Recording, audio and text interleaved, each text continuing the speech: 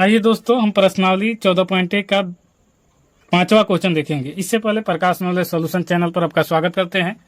5वां क्वेश्चन कह रहा है कि किसी फुटकर बाजार के फल विक्रेता पेटियों में रखे आम बेच रहे थे। इन पेटियों के आमों की संख्याएं भिन्न भिन्न थी।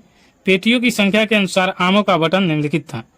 आम की संख्या यहाँ पर दिया गया है 50 से 52, 53 से 55, 56 से 58, 59 से 61 और 62 से 64। फिर यहाँ पर 15, 50 से 52 में जो पेटी की संख्या है 15 को, इसी प्रकार 53 से 55 में 110 है, 56 से 58 में 135 है, 59 से 61 में 115 है, 62 से 64 में 25 है। लेकिन इसमें डायरेक्ट ही यानी हम डायरेक्ट मात्र प्रत्यक्ष विधि से निकालेंगे। ये क्षैतिज कलम को भी लिखेंगे ऊर्ध्वाधर रूप में, लेकिन क्वेश्चन में ही थोड़ा सा आप देख लीजिए। यहाँ 50 के बाद 52 है तो 52 से ही 55 होना चाहिए, लेकिन ये दिया है 53 दे दिया है यहाँ पर। तो इसको थोड़ा सा यहाँ पर दिमाग लगाना है अपने मन से, इसे समावेशी से अपवर्जी विधि में लिखना है। तो इसके लिए थोड़ा सा दिमाग लगाइए कि जब आप किसी वस्तु को खरीदने के लिए जाते हैं, जैसे कि आपको कोई दुकानदार आपको कहता है कि ये 6 रुपया में ले लीजिए, तो आप कहते हैं कि हम 5 रुपया में लेंगे, तो 5 रुपया में लेंगे, लेकिन वो भी मानने के लिए तैयार ना होता है, तो फिर 5.5 रुपया में लिया जाता है। एक दूसरा एग्जाम्पल लेते हैं कि जैसे कोई आप वस्तु लेते हैं, 300 रुपया उसका डिमांड है, तो आपने कहा 100 रुपया, तो आप कहेंगे कि हम 100 रुपया बढ़ जाते हैं, आप भी 100 रुपया घट जाइए, यानी 200 रुपये में वस्तु को लेकर चले गए।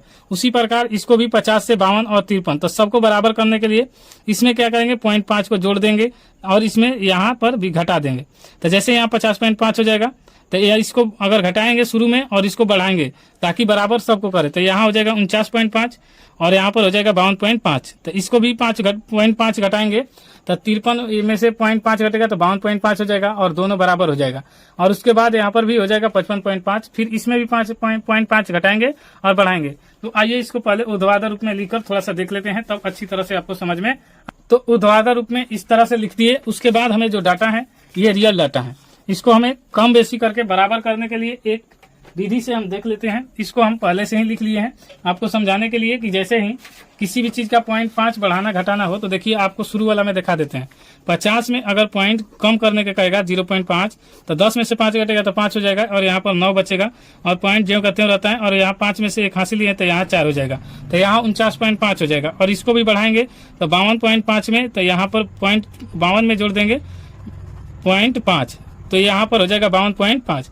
एक में घटाएंगे, एक में बढ़ाएंगे, इसी प्रकार हम सब में करेंगे। तो 53 में 0.5 कम करेंगे तो हो जाएगा 52.5 और यहाँ पर हो जाएगा 55.5। तो एक डाटा बढ़ता जाएगा, एक डाटा घटता जाएगा। तो इसी डाटा को पूरा करने के लिए यानी रेगुलर करने के लिए हमने एक डेटा तैयार कर लिया है और इस डेटा को यहाँ पर आपके सामने रख दिया। इस डेटा को रखने से आप एक क्रम से ये हो गया, तो अब हमें इसे प्रत्यक्ष विधि से निकालने में कोई दिक्कत नहीं होगी। फिर इसके बाद क्या करेंगे, तो प्रत्यक्ष विधि से निकालेंगे तो वर्ग चिन्ह कैसे निकालते हैं, ऊपरी सीमा प्लस निचली सीमा बटा में 2 कर देते हैं, तो उसको भी देख लेते हैं और इसी पर निकालेंगे। क्यों हमें बराबर करेंगे तो कोई असर नहीं पड़ा है, जितना होगा उतना ही आएगा, इसीलिए इस डेटा को तैयार कर लिया पहले। अब इसको देख लीजिए, इस डेटा को बराबर करने के लिए, क्योंकि यहाँ पर देखिए रेगुलर नहीं है 50 से 52, तो यहाँ 53 हो गया है। 53 नहीं चाहिए हमें, 52 ही चाहिए, रेगुलर रहेगा तभी बनेगा। तो इसको भी करेंगे कैसे, तो यहाँ पर अब ये देख लीजिए, इसको रेगुलर कर दिए यानी 49.5 हो गया, तो उसके बाद में 52.5, फिर यहाँ 52.5 हुआ तो 55.5, फिर 55.5 से 58.5, अब 58.5 से 61.5, फिर 61.5 से 64.5। ये डाटा हो गया आपका तैयार और पूरा डाटा तैयार है। तो अब वर्ग चिन्ह निकालने के लिए ऊपरी सीमा प्लस निचली सीमा, अगर बार बार ये बात आना पड़े कि वर्ग चिन्ह कैसे निकालता है, तो आप पहला क्वेश्चन देख लीजिए, थोड़ा सा आप भी कष्ट करेंगे तो आप ही को फायदा होगा। अब वर्ग चिन्ह x का मान निकालने के लिए दोनों को जोड़कर 2 से भाग दिया जाता है। तो पहले 52.5 और 49.5 को जोड़ लेते हैं, जोड़ने पर जो आएगा उसको देखेंगे। तो जोड़ेंगे तो 5 5 10 की 9, 9 2 11 1 12, 5 4 9 1 10, यहाँ पर 102 आया और पॉइंट के बाद 0 का कोई वैल्यू नहीं होता है, तो यहाँ पर 2 से भागा देंगे तो हो जाएगा 51, 2 5 10 और 1। तो यहाँ पर वर्ग चिन्ह पहले का मिल गया हमें 51। दूसरा का निकालेंगे तो यहाँ पर 55.5 और 52.5 को जोड़ेंगे, तो दूसरा का भी देख लेते हैं। यहाँ पर जोड़ लेते हैं, यहाँ पर 55.5 और बटा में हो जाएगा 52.5, ये दोनों को जोड़ेंगे तो 5 5 10 और 5 2 7 1 8 और 5 और 5 10 हो जाएगा। इसको भी पॉइंट के बाद हटा देंगे, 2 से भागा देंगे, तो 2 से भागा देंगे तो 2 5 10 और ये जाएगा 2 4 8, यानी भाग देने पर कितना आ जाएगा हमें, तो 54 आ जाएगा। तो यहाँ पर लिख दिए और यहाँ पर 54 को भी लिख देते हैं। जब यहाँ पर 54 को लिख दिए तो अब आपको बार बार ये भागा देने की प्रोसेस नहीं पड़ेगी, क्योंकि एक बार में अगर प्रोसेस समझ में आ जाता है तो बहुत अच्छा होता है। नहीं समझ में आता है तो आप कमेंट बॉक्स खुला रहता है, कमेंट जरूर कीजिए, आपको फिर से बताया जाएगा। देखिए यहाँ पर अब इन दोनों के बीच का अंतर 3 है, तो यहाँ पर भी 3 का अंतर आ रहा है। तो 51 में 3 जोड़ेंगे तो 54। अब ऐसे ही बढ़ता जा रहा है, ये बढ़ रहा है 3 3 का, तो हम भी यहाँ 3 3 का बढ़ा देंगे। तो 54 में 3 जोड़ेंगे तो कितना हो जाएगा 57, और 57 में 3 जोड़ेंगे तो 60, और 60 में 3 जोड़ेंगे तो 63। अब वर्ग चिन्ह आसानी से निकाल लीजिए। फिर से समझ लीजिए, जब भी यहाँ जितना का अंतर हो उतना अंतर इधर जुड़ाता चला जाता है और ये वर्ग चिन्ह का मान आ जाता है। अब जब ये निकाल लिए तो हमको ये अब निकालना f गुने x आसान हो गया। अब 51 गुने 15 करेंगे तो 51 गुने 15 करेंगे, जो आएगा वो f गुने x का मान निकलेगा। तो देखिए 51 गुने 15 करके दिखा दे रहे हैं हम आपको, f गुने x यानी 15 गुने 51 चाहे 51 गुने 15, तो 5 एकम 5 और 5 25। फिर यहाँ से गुना करेंगे तो 51 हो जाएगा, और यहाँ पर 5 और 5 1 6 और 5 2 7, तो यहाँ पर आ जाएगा 765। इसी प्रकार अब 54 से 11 से गुना करेंगे। 0 रहता है तो 0 से आप गुना मत कीजिए, वहां पर लास्ट में रख लीजिए। 54 11 से, तो ये भी गुना करेंगे तो 54 और यहाँ पर 54, तो यानी 4 5 4 9 और 5, तो यहाँ पर आ जाएगा 5 9 4, और उसके बाद में 1 0 आ जाएगा, क्योंकि यहाँ पर 1 0 यहाँ से गुना नहीं किया गया था। अब उसके बाद यहाँ पर देख लीजिए, तो यहाँ पर देखेंगे,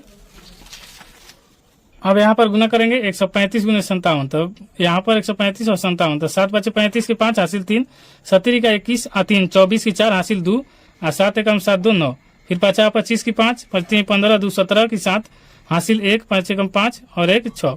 इसको करेंगे तो 5 4 9 और 7 9 16 और 16 की 6 6 1 7, तो यहाँ हो जाएगा 76 95, 76 95 लिख लेंगे।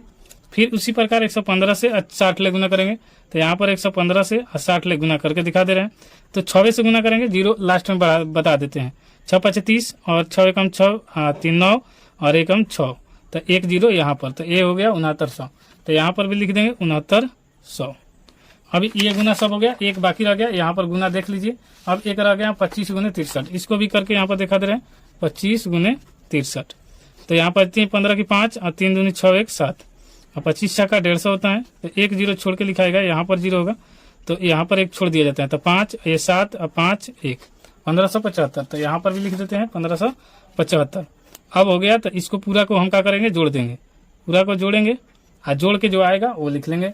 तो यहाँ जोड़ लेते हैं, तो देखिए 5 5 10 5 3 15 की 5 हासिल 1 6 1 7 7 4 11 11 9 20 20 7 27 हासिल 2 2 7 9 9 9 18 18 6 24 24 6 30 3 33 33 5 38 की 8 हासिल 3 3 5 8 8 7 15 15 6 21 1 22, तो यहाँ पर आ गया 22,850। के बाद हम f बारंबारता वाला मान जोड़ लेंगे, तो 5 5 10 5 3 15 5 4 20 की 0 हासिल 2, और 2 1 3 1 4 4 3 7 7 1 8 2 10 की 0 हासिल 1 1 1 2 1 3 1 4, तो यहाँ पर 400 आ गया।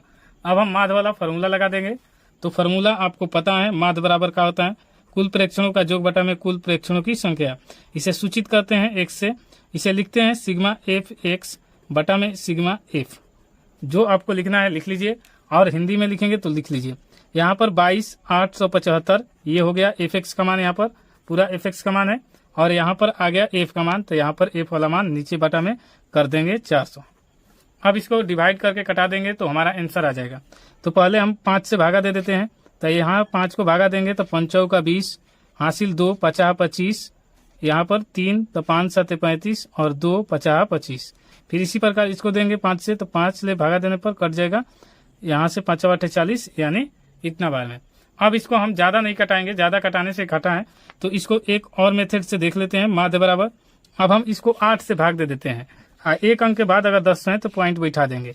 तो देखिए 8 से भागा देंगे तो यहाँ पर हो जाएगा 8 5 40, 8 5 40 हो जाएगा, और बचेगा 5, ऊपर से उतरेगा 7, तो 8 7 56 और 1 बचेगा, तो यहाँ पर 5, तो यहाँ पर हो जाएगा एक बार में।